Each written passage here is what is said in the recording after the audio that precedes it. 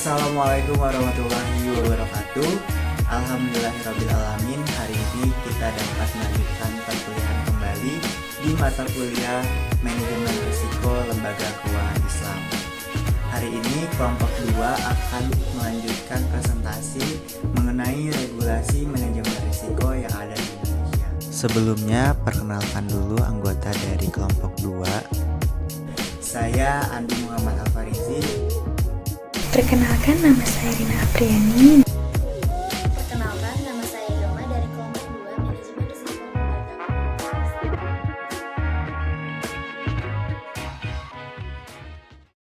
Saya Andi Muhammad Alfarizi akan menjelaskan mengenai standar Basel. Apa itu Basel?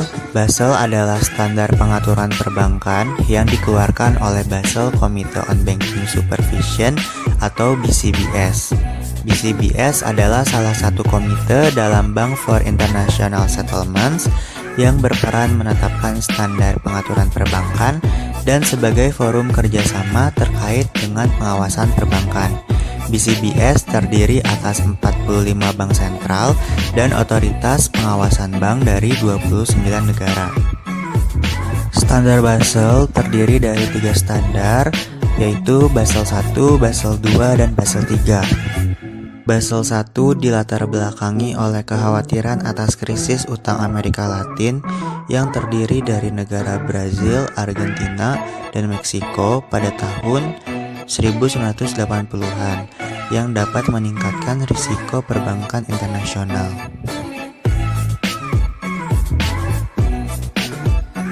Pada tahun 1988 diterbitkan Basel I atau Basel Capital Accord, yaitu Standar International Convergence of Capital Measurement and Capital Standard. Alasannya karena perlunya lembaga perbankan, khususnya internationally active banks, memiliki permodalan minimum sebesar 8%. Perhitungan permodalan menggunakan konsep forward looking, yaitu memperhitungkan risiko kredit yang terkandung dalam portofolio aset perbankan yang berpotensi merugikan bank. Lalu pada tahun 1996 adanya amandemen Basel I, yaitu dengan menambahkan perhitungan risiko pasar yang dapat timbul dari eksposur bank pada forex, surat utang yang diperdagangkan, ekuitas, komoditas, dan options. Lalu pada tahun 1997 diterbitkanlah Basel Core Principles, yaitu referensi dasar pengawasan perbankan yang efektif. Basel II dilatar belakangi oleh perubahan yang terjadi pada industri perbankan dan pasar keuangan, termasuk krisis keuangan yang terjadi di Asia Tenggara dan Asia Selatan tahun 1997 sampai 1998. Pada Basel II ini terdapat 3 pilar. Pilar yang pertama yaitu minimum capital requirements. Bank harus memelihara modal yang cukup untuk mendukung aktivitas risk taking. Selanjutnya, pilar yang kedua adalah supervisory review process. Bank harus dapat menilai risiko dari aktivitas yang dilakukan dan pengawasan harus dapat mengevaluasi kecukupan penilaian yang dilakukan bank. Lalu pilar ketiga yaitu market discipline. Bank harus mengungkapkan berbagai informasi untuk mendorong mekanisme pasar sehingga dapat mendukung fungsi pengawasan bank. Basel III dilatar belakangi oleh krisis keuangan global yang terjadi pada tahun 2007 sampai 2009. Dimulai pada tahun 2010, Basel III merupakan reformasi pengaturan di sektor perbankan sebagai respon krisis keuangan dunia tahun 2008 yang diakibatkan oleh kurangnya kecukupan modal, tingginya variasi ATMR antar bank-bank, leverage yang sangat tinggi, dan liquidity crunch. Tahun 2010 diterbitkan Basel III dengan fokus meningkatkan kualitas dan kuantitas modal dengan cara memperketat definisi instrumen keuangan yang dapat digolongkan sebagai modal, lalu minimum CAR tetap 8% dengan penambahan kewajiban buffer, lalu penambahan fitur capital loss absorption at the point of non-viability.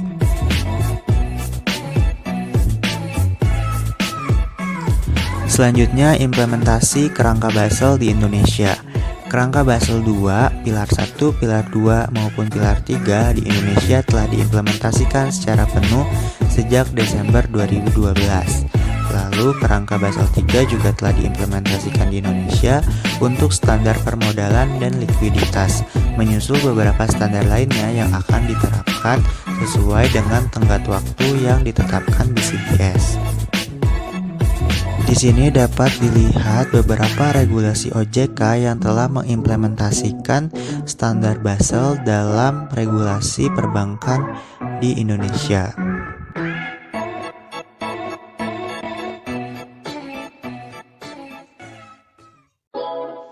Selanjutnya, saya Rina akan menjelaskan mengenai Peraturan Bank Indonesia atau PBI tentang penerapan manajemen risiko bank umum dan bank syariah.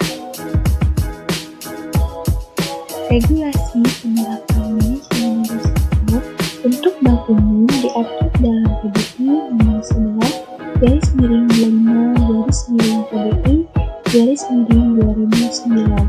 Sedangkan untuk bank umum syariah diatur dalam PBI nomor 13/23/PBI/2011. Dalam jenis-jenis risiko perbankan yang wajib dikelola berdasarkan Peraturan Bank Indonesia, terdapat perbedaan di antara bank umum dan bank umum syariah, di mana pada bank umum terdapat 8 jenis risiko, sedangkan dalam bank umum syariah terdapat 10 jenis risiko. Risiko kredit ialah risiko akibat kegagalan nasabah atau pihak lain dalam memenuhi kewajiban kepada bank. Risiko pasar ialah risiko pada posisi neraca dan rekening administratif akibat perubahan harga pasar berupa perubahan nilai aset yang diperdagangkan atau disewakan. Risiko likuiditas ialah risiko akibat ketidakmampuan bank untuk memenuhi kewajiban yang jatuh tempo dari sumber pendanaan arus kas dan atau aset likuid berkualitas tinggi yang dapat diagunkan tanpa mengganggu aktivitas dan kondisi keuangan bank.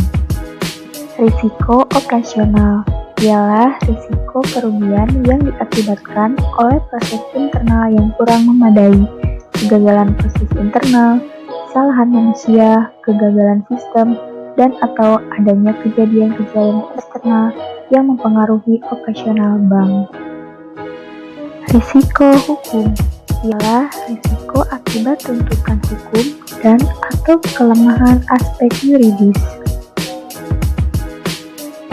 Risiko reputasi ialah risiko akibat menurunnya tingkat kepercayaan stakeholder yang bersumber dari persepsi negatif terhadap bank. Risiko strategik ialah risiko akibat ketidaktepatan dalam pengambilan dan atau pelaksanaan suatu keputusan strategik, serta kegagalan dalam mengantisipasi perubahan lingkungan bisnis. Risiko kepatuhan ialah risiko akibat bank tidak mematuhi dan atau tidak melaksanakan peraturan perundang-undangan dan ketentuan yang berlaku serta prinsip syariah. Risiko imbal hasil ialah risiko akibat perubahan tingkat imbal hasil yang dibayarkan bank kepada nasabah karena terjadi perubahan tingkat imbal hasil yang diterima bank dari penyaluran dana yang dapat mempengaruhi perilaku nasabah dana pihak ketiga. Dan yang terakhir ialah risiko investasi, di mana risiko akibat bank ikut menanggung kerugian usaha nasabah yang dibiayai dalam pembiayaan bagi hasil berbasis profit and loss sharing. Selanjutnya saya Hilma akan menjelaskan pasal selanjutnya tentang penerapan manajemen risiko baik di bank umum konvensional dan bank umum syariah, dan peraturan Bank Indonesia tentang kewajiban penyediaan modal minimum bagi bank umum. Langsung saja kita ke pasal selanjutnya. Selanjutnya adalah pasal tentang proses identifikasi, pengukuran, pemantauan, dan pengendalian risiko. Inti dari pasal ini adalah bahwa bank wajib melakukan proses identifikasi, pengukuran, pemantauan, dan pengendalian risiko. Proses identifikasi risiko ini dilakukan minimal dengan melakukan analisis terhadap karakteristik risiko bank dan risiko dari produk dan kegiatan usaha bank. Nah, untuk pelaksanaan pengukuran risiko, bank wajib melakukan evaluasi secara berkala terhadap kesesuaian asumsi, sumber data, dan prosedur yang digunakan untuk mengukur risiko, dan penyempurnaan terhadap sistem pengukuran risiko tersebut. Sedangkan dalam pelaksanaan pemantauan risiko, minimal bank wajib melakukan evaluasi terhadap eksposur risiko dan penyempurnaan proses pelaporan. Nah, selanjutnya ada pasal tentang organisasi dan fungsi manajemen risiko. Inti dari pasal ini adalah bahwa dalam melaksanakan proses dan sistem manajemen risiko, bank wajib membentuk komite manajemen risiko dan satuan kerja manajemen risiko. Kedua organisasi yang dibentuk ini dapat dibentuk secara tersendiri ataupun digabungkan antara bank umum konvensional dan bank umum syariah. Lalu selanjutnya ada peraturan Bank Indonesia tentang kewajiban penyediaan modal minimum bagi bank umum. Terdapat dalam pasal 2 bahwa bank wajib menyediakan modal minimum sesuai profil risiko, di mana modal minimum ini dihitung dengan menggunakan rasio kewajiban penyediaan modal minimum. Adapun penyediaan modal minimum paling rendah adalah sebagai berikut. Yang pertama, 8% dari aset tertimbang menurut risiko atau ATMR untuk bank dengan profil risiko peringkat 1. Lalu 9 sampai dengan 10% dari ATMR untuk bank dengan profil risiko peringkat 2. Lalu 10 sampai dengan kurang dari 11% dari ATMR untuk bank dengan profil risiko peringkat ketiga. Dan yang terakhir, 11 sampai dengan 14% dari ATMR untuk bank dengan profil risiko peringkat 4. Lalu selanjutnya pada pasal 3 berisi bahwa bank juga wajib membentuk tambahan modal sebagai penyangga atau buffer.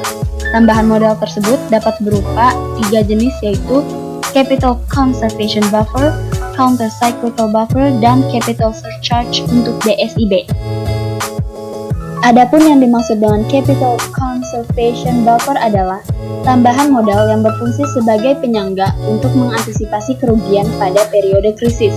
Sedangkan Counter Cyclical Buffer adalah tambahan modal yang berfungsi sebagai penyangga untuk mengantisipasi kerugian apabila terjadi pertumbuhan kredit perbankan yang berlebihan, sehingga dapat mengganggu stabilitas sistem keuangan.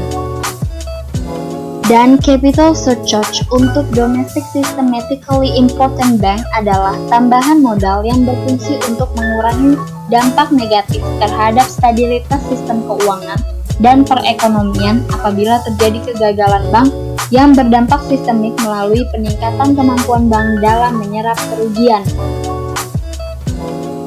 Adapun aturan besarnya tambahan modal tersebut adalah: yang pertama, Capital Conservation Buffer ditetapkan sebesar 2,5% dari ATMR. Lalu, Counter Cyclical Buffer ditetapkan dalam kisaran 0 sampai dengan 2,5% dari ATMR. Dan yang terakhir, Capital Surcharge untuk DSIB ditetapkan dalam kisaran 1 sampai dengan 2,5% dari ATMR.